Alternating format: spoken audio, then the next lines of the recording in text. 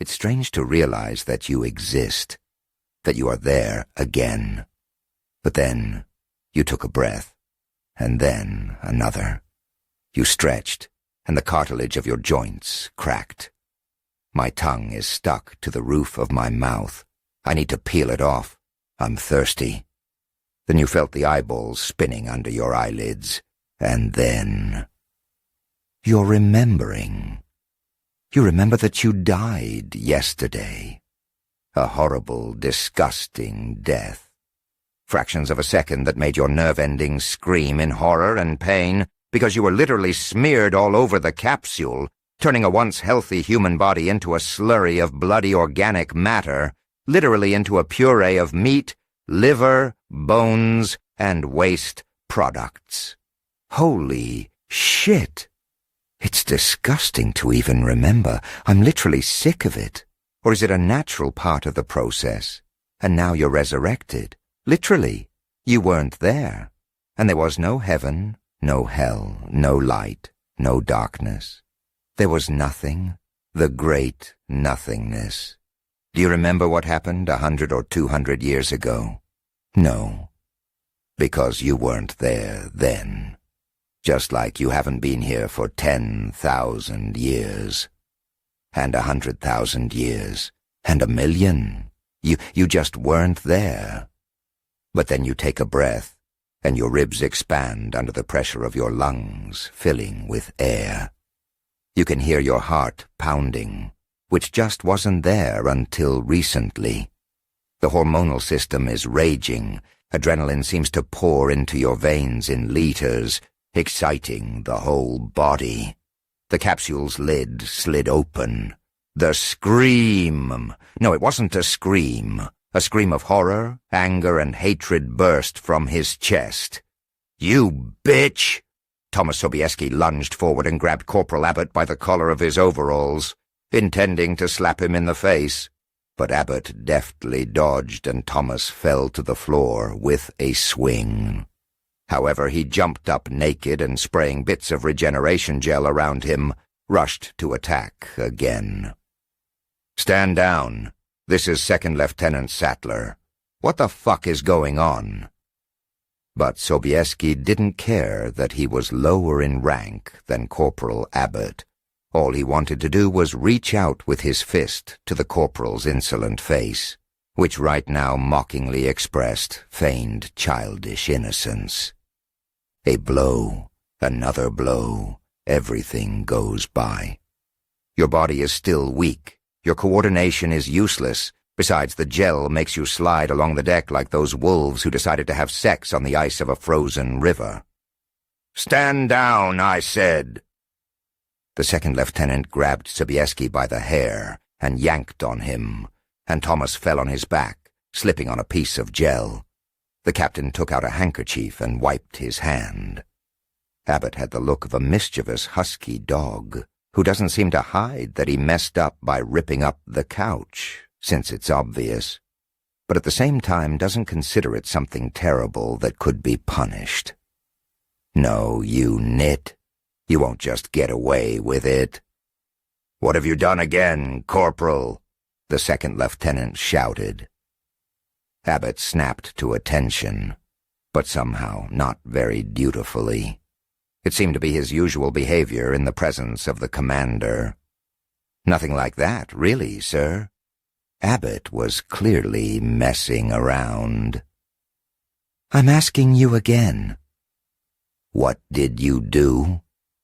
The lieutenant repeated the last words, pausing between each one.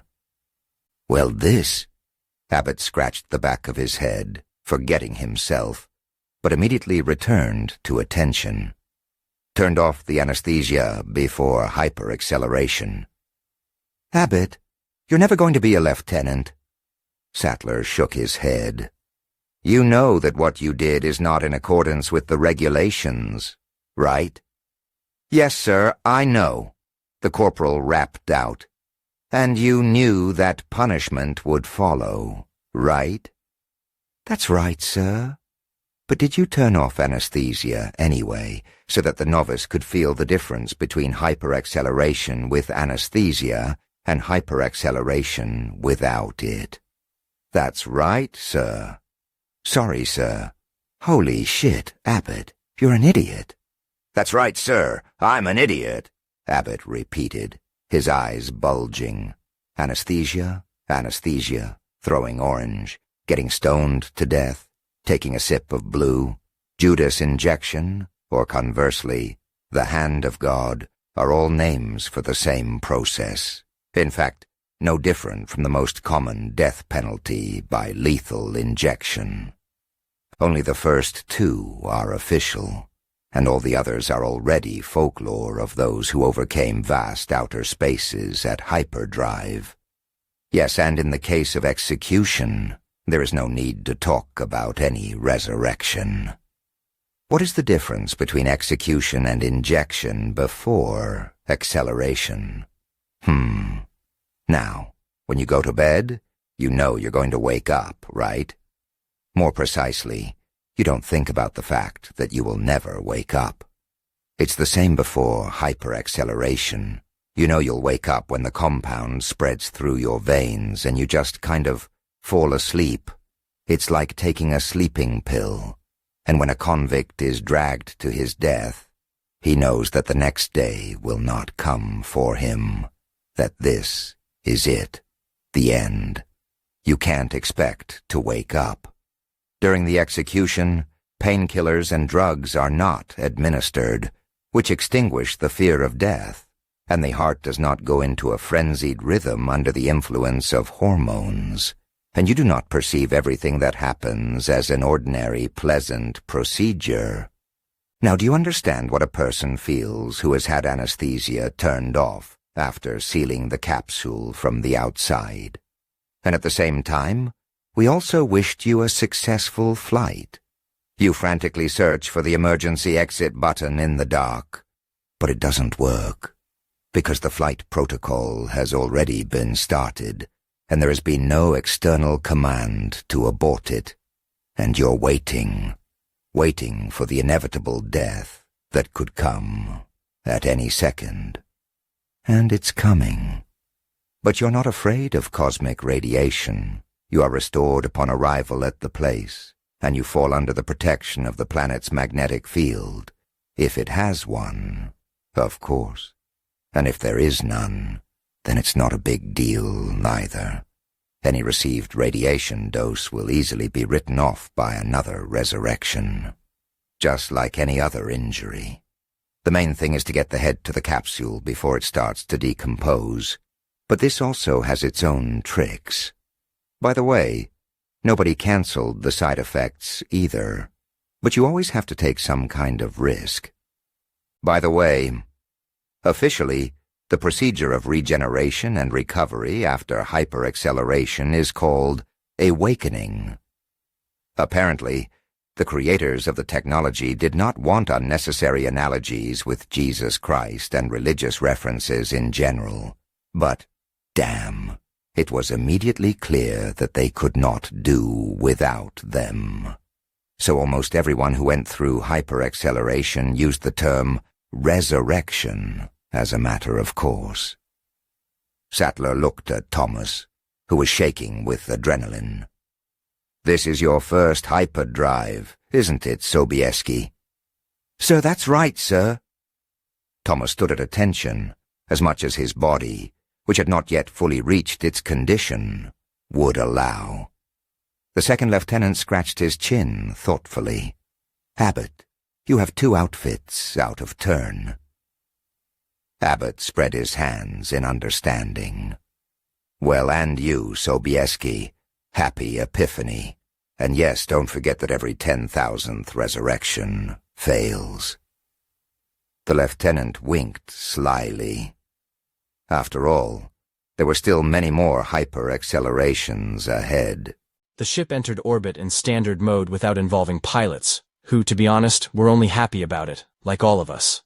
The artificial intelligence worked as it should.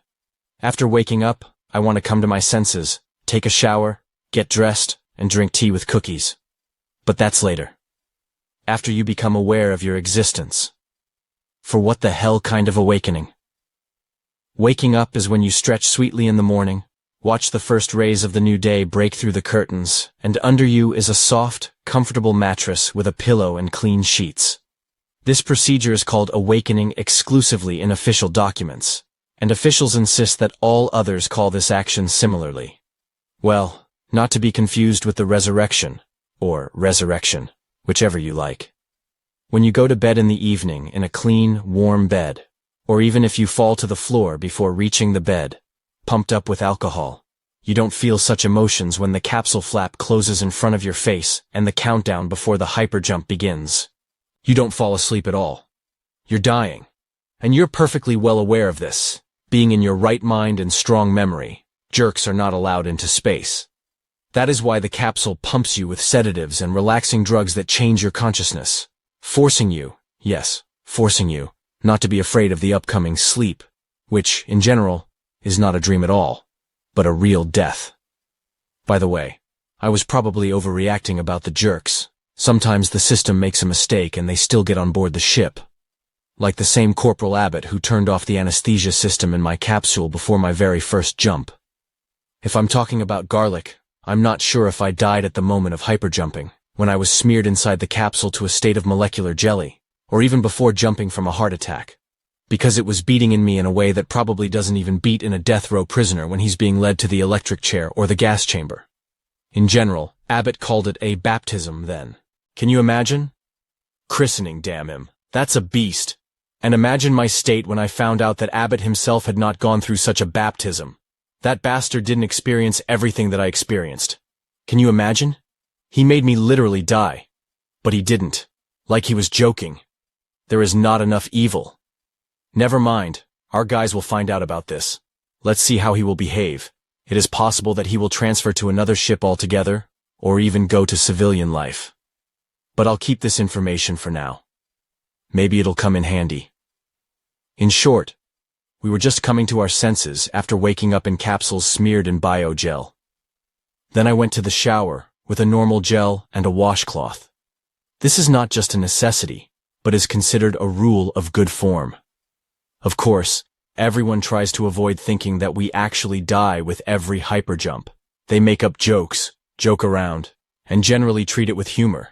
But as one psychologist I know back on Earth told me, it's a form of psychological defense. It's like trench humor back in the days when soldiers spent most of their time sitting in trenches and trenches under fire, waiting for the next mine or shell to come right at them, or for a shrapnel charge to explode over their heads. So it is with us. Those who have decided to enlist in the outer space fleet, where there is no other way except using capsules. Yes, you're probably asking, why the hell not send some clones, which, you don't feel sorry for. We tried it. It didn't work out. The clones begin to rebel, no matter how their brains rule them, and the International Pact eventually proclaimed the principle of one body, one personality. So be kind enough to get into the capsule if you want to visit the neighboring star and come back during your children's lifetime without experiencing all the delights of the relativistic effect. Oh yes. The second question usually follows here. Why not send robots? Well, first of all, synthetics are smeared no worse than any other person, but they recover with such mistakes that mom does not grieve. And secondly, and most importantly, they are not trusted to make decisions.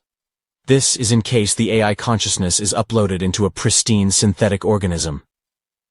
No matter how cool an AI is, the last decision should always be for a human. Can a person mess things up? Maybe. But if an automaton does it, then who should be held accountable? That's it. And so, in general, automatic probes of course are sent. It goes without saying. Actually, we usually follow in their footsteps if they discover something in the depths of our galaxy that will interest the eternally hungry Earth and nearby colonies. Second Lieutenant Sattler was sitting at his locker with only a towel wrapped around his waist, and sullenly sipping hot tea with lemon, or rather with its aroma, because such a privilege as to resurrect lemons, apples, and other living organic matter after a jump, is possessed by very sophisticated ships that jump such distances as ours. The trough hasn't even dreamed of it yet. I understand him. I had a similar feeling myself. Post-jump depression. It will pass soon, and tea helps the best, so the second lieutenant drank it for a reason. Wrapping myself in a large towel, I went to the vending machine and poured myself a glass of tea, along with taking a candy bar, and sat down opposite Sattler. Gradually, the rest of the people began to pull up, taking turns going to the tea machine. But judging by the smell, someone decided to drink coffee. Well, there are deviations. Nothing can be done. "What do we have for today, Second Lieutenant?" one of the guys called out. I looked in the direction of the speaker and saw Abbott coming out of the shower, looking quite arrogant as always. Well, live for now. You've made an enemy of yourself, Corporal. However, I suspect that I will not be the first in line to win back. Not today, but tomorrow, the second lieutenant said. Don't you know the rules, Donnie? Or do you want to take an extraordinary test on it? Yes, even now, sir, Donnie replied eagerly. Within 24 hours after waking up, the crew members are monitored by each other in order to identify behavioral abnormalities and possible defects related to the restoration and transfer of the matrix. Well, you see, the second lieutenant said approvingly, you answered your own question. Today we are monitoring each other, restoring our physical condition. And if someone started showing signs of dementia, I decided to put in. And a light chuckle ran through the locker room, and Abbott pretended that it didn't concern him. Especially, Sattler replied sullenly, which caused another wave of laughter. This is good. It helps to get out of post-jump depression. The second lieutenant took another sip. We need to find out how the pilots are, and we will pray to God that they are all safe. I don't want any unnecessary problems.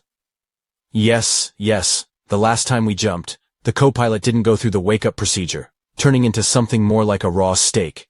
And to be honest, each of us crossed ourselves then, thanking the Almighty that this did not happen to any of us. Cynical? Well, I'm sorry. It's every man for himself. Anyway, we pulled on our combat suits and went to a meeting with the crew, namely with the captain, who usually conducted such flights after each awakening. The captain, also in a service jumpsuit, was in the common cabin. He stood in front of the screen and looked at the disk of the planet spread out under the ship, the image of which was transmitted by cameras. At the same time, he kept pulling at the collar with 2 fingers. There were no portholes on the ship because no one saw the point in them, and in general, it would be a weak point of the ship. So all the portholes have long been stubbornly replaced by screens, especially in ships like ours, which are not pleasure liners. The XO, of course, remained in the control room with the rest of the pilots and weapons system operators. They need to be constantly on the lookout, because you never know what will fly into your side, stern, or head-on, and it may come from the surface of the planet, among other things. Among those with whom people came into contact, well, as if they had just found out about their existence, there were civilizations that were able to go into outer space, and even one that managed to build something like orbital combat stations. It should be immediately clarified here that we are the only intelligent species that can cross interstellar space. The rest, the most they could do, was to launch automatic probes inside the system. Oh yes, there was a case when some reasonable people sent a living crew to explore the outskirts of their star system. But they didn't calculate something there, and the whole crew stupidly starved to death, having previously gone crazy. It's interesting, by the way, how aliens go crazy. Once again, pulling back the collar that was strangling him, the captain turned his attention to our Kodla, who had stumbled into the cabin. Sattler, who had already recovered from depression and had drunk plenty of tea, looked less sullen, but quite consistent with his usual cheerful state. Without asking the captain's permission, we didn't formally obey him. Sattler went to the bar and poured himself 2 fingers of whiskey into a wide glass. He did not dilute the pure product with ice. We have a problem with our representation downstairs, the captain said hoarsely, and sent the information to the second lieutenant on his communicator. Sattler took out a second glass from the cabinet and, pouring another portion of the amber drink, handed it to the captain. He accepted the glass and downed the contents in one fell swoop, this time rubbing his throat with the palm of his hand.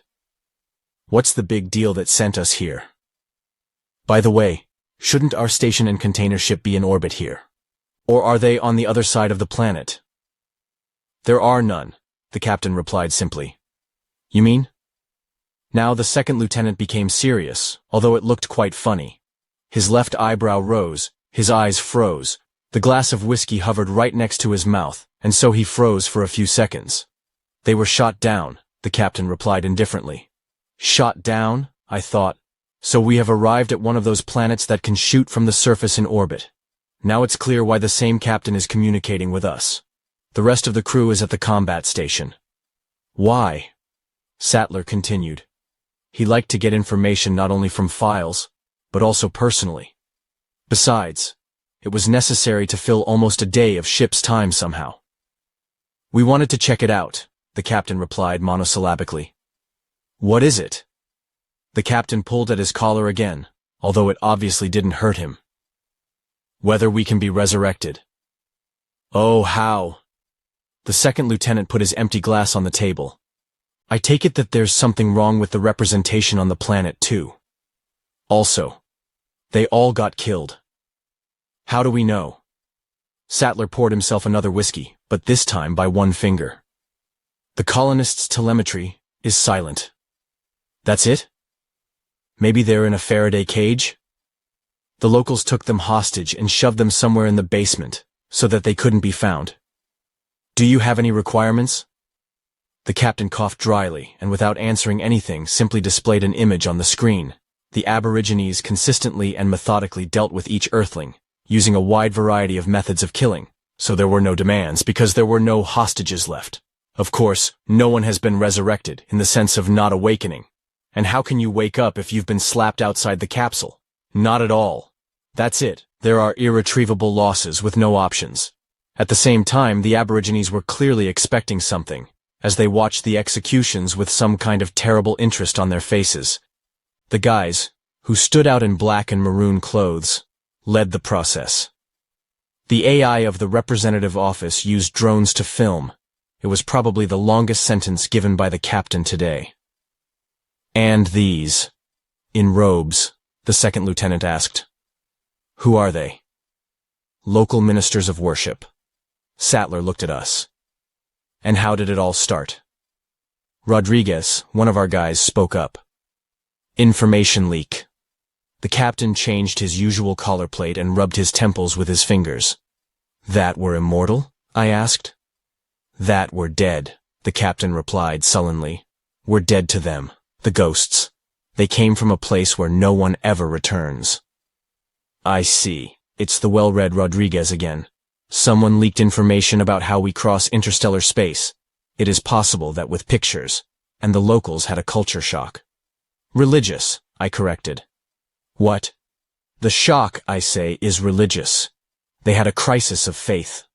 It doesn't matter, Rodriguez waved off. Religion, like any other belief system, is part of the culture of a particular civilization.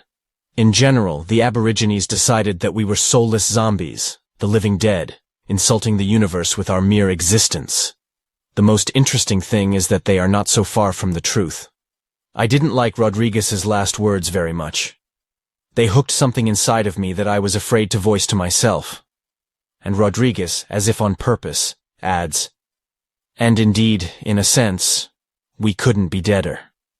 Considering that we were smeared to the state of ectoplasm with each hyperjump, our existence can hardly be called life. The captain returned to his occupation of pulling back his collar. Remember how the priests of the world religions argued on Earth when they developed this technology? How they pushed through the obligatory one-body, one-person convention, which became a kind of compromise. I don't like where you're going with this, Rodriguez, the second lieutenant said, and downed the rest of the whiskey. Can you imagine what a mess is going on in heaven? I'd rather be in hell, Abbott said suddenly.